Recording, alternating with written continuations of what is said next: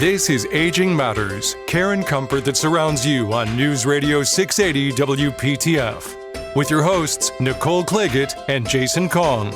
Good evening once again. I'm Scott Brigham in for Jason Kong on this week's edition of Aging Matters, care and comfort that surrounds you, a service of Transitions Life Care. It's your life, your care on News Radio 680 WPTF. The show made possible each and every week through the support of Transitions Life Care. Joining Nicole Claggett of Transitions Life Care and Transitions Guiding Lights is Lisa Levine of the Dementia Alliance of North Carolina. For more, log on to dementianc.org. Nicole? Well, I always enjoy having Lisa Levine with us. She's one of my most favorite people in the whole wide world. And so always great to have you back on the show, Lisa. Thanks, Nicole. I'm excited to be here, and we're talking about something a little different today. We are talking about something a little different, and we had the honor and privilege to actually interview Teepa Snow here on the show a few months back. But you have a really exciting conference coming up a little bit west of here, but it's definitely worth the miles on your car, called Let's Get Practical, a positive approach to real-life dementia care. We do. We're so excited. Teepa's a North Carolina native, and she actually got her start with the company we were way back when, and she actually had my position once upon a time. Big shoes to fill. So I was one of those people that followed her around and gained every little bit of knowledge Not a stalker, that I though. could. Not a stalker. A groupie, maybe? A groupie. There you okay. go. That's a better way to say it. And now Teepa has her own company, and it's called Positive Approach to Care, and that's what she's going to be talking about on February 28th. The conference is in Burlington, so yes, it's a little further away, but that way everybody across the entire state can come and join us and get some wonderful education. Awesome. So talk to us a little bit about that. You know, I know she is truly known as one of the national leaders in how to approach people with cognitive impairment. So what are we expecting to find out at the conference this year?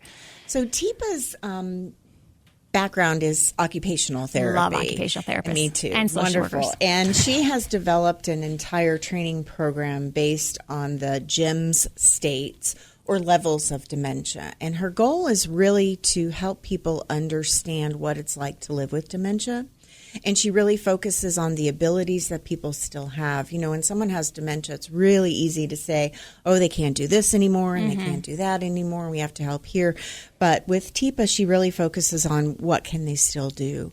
So we're happy. We're going to actually have her from 9 in the morning till 2 in the afternoon. Wow. Everybody that comes gets to spend all that time with her. That is a true gift because, I mean, when I spoke with her on the phone prior to the interview, literally in that 1 week, she was going to be in like 6 different states across the country. Yeah, she actually travels internationally now, Wow. and you have to book her schedule 2 years out. Wow. And because of the history that we have and because she's such a true friend of Dementia Alliance, she's going to donate her time for us so that we can truly meet the needs of family caregivers all across North Carolina.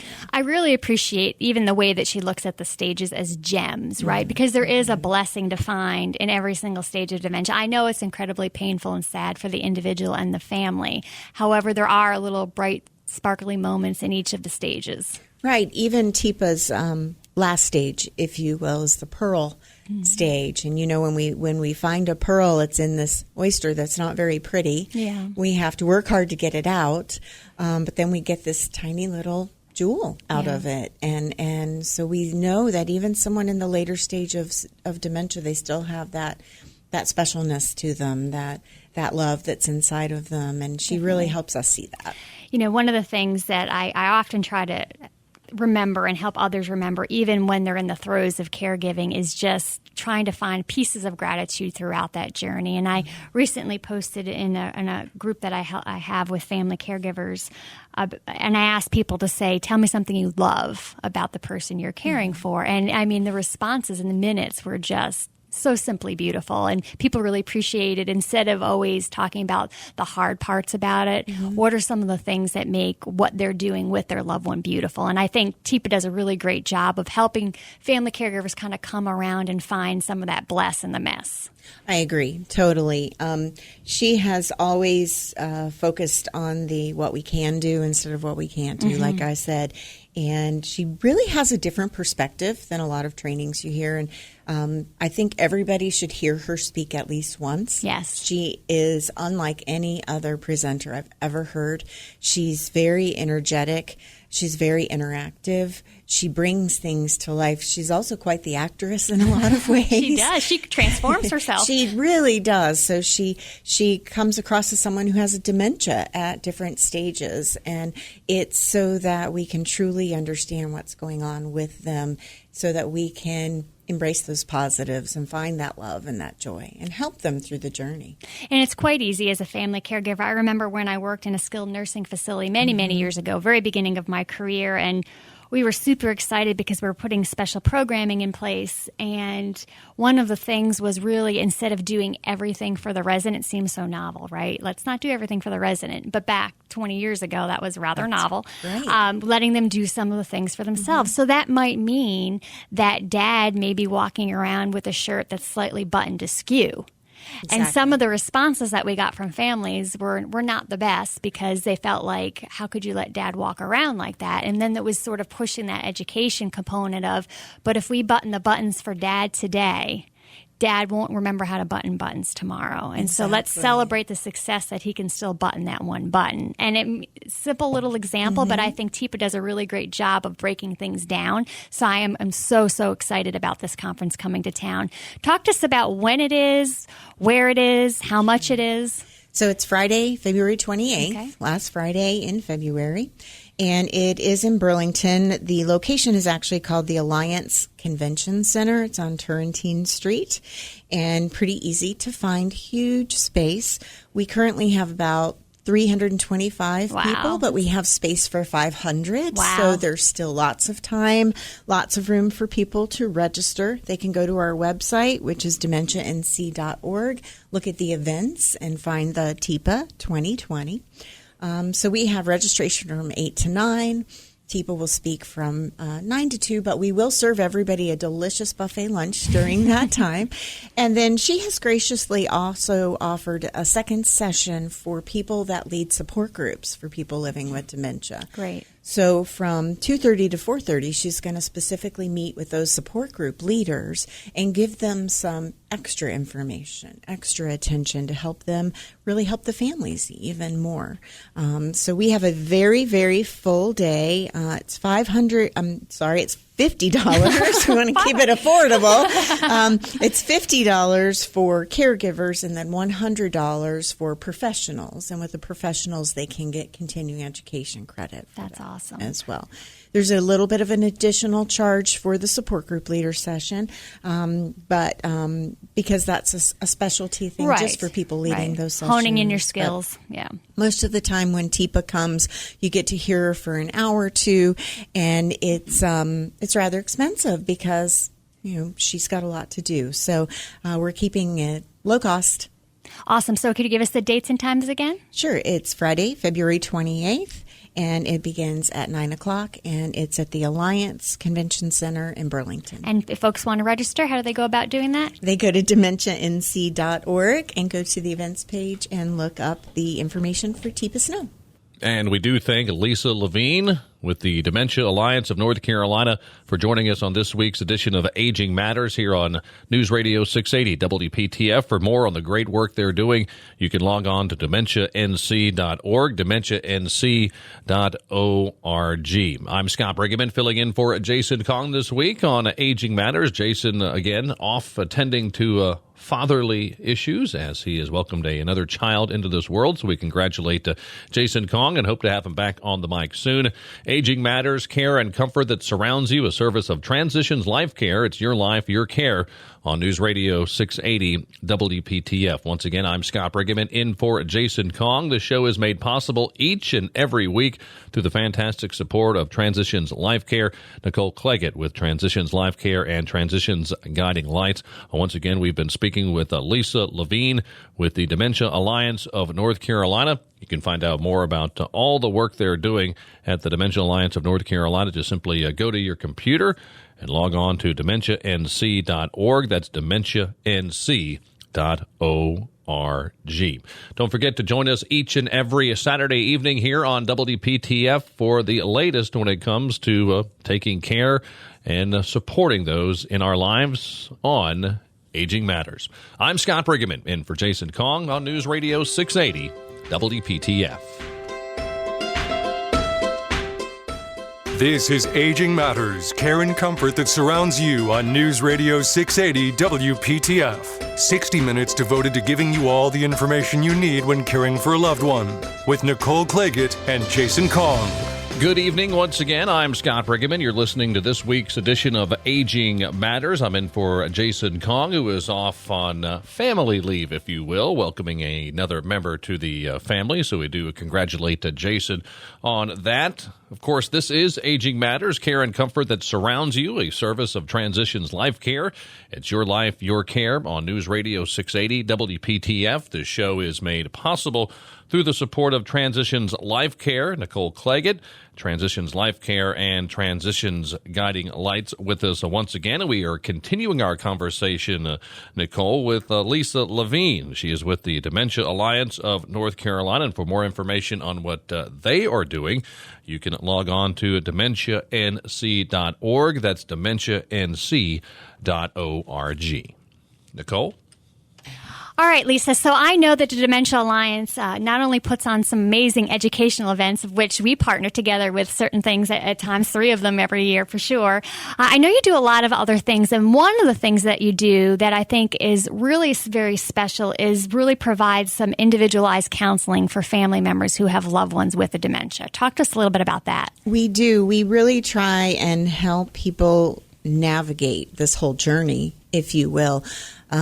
We get phone calls from, I think there might be a problem. Right. To, what doctor do I see? Mm-hmm. To, we've got a diagnosis of dementia, now what we do. All the way through end of life issues and even beyond that.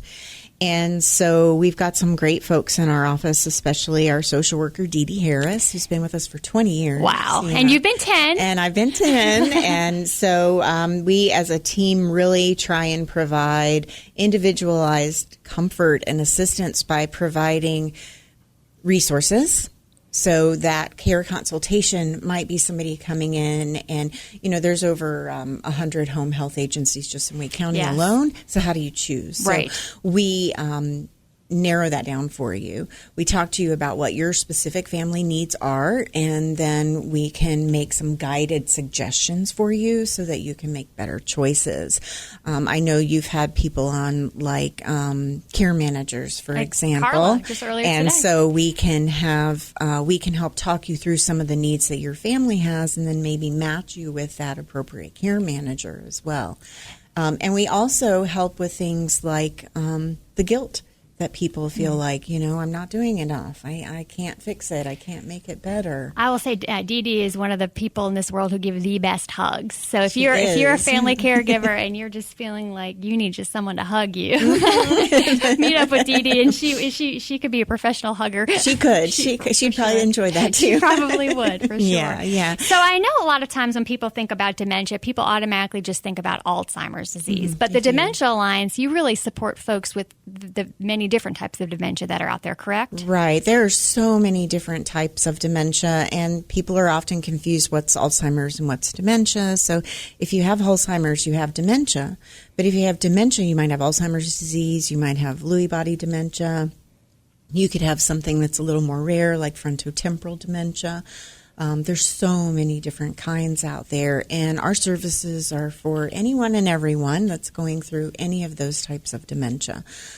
So there's a lot of focus on Alzheimer's disease because it's the predominant one. The most common. It's the one people know. But those folks with Lewy body dementia, for example, and their families, they need just as much as support, even though it's maybe a little lesser known type of dementia. Or the younger onset dementia as well? Younger onset, Alzheimer's, also that frontotemporal dementia, again, tends to happen to people that are younger. Mm-hmm. Also, it doesn't typically begin with behaviors like you would think of a normal dementia would, even though it's still a dementia. So it may involve speech issues or behavioral problems. So when you have a family member who's 50 or 55 years old and has speech problems, you don't normally think about this might be dementia. So there's a big puzzle out there. Right. There's a lot of unknowns, and we try and help people navigate all of those. So I know that, so aside from providing that individual family support and that wonderful conference that's going to be a little bit further out west in just a few weeks, you do also offer a number of other educational opportunities throughout the state. We do. We have actually a lot of those. We do talks for community groups, for faith organizations. It might be 30 minutes. It might be 4 hours. We do a lot of workshops, and part of our name is Alliance, right. And we really value the partnerships that we have with other people. So we work with partners across the state to bring education. We work with people in rural areas, and we really try and bring experts to those folks that maybe wouldn't necessarily have someone to talk to. So providing access, frankly. Yes, definitely.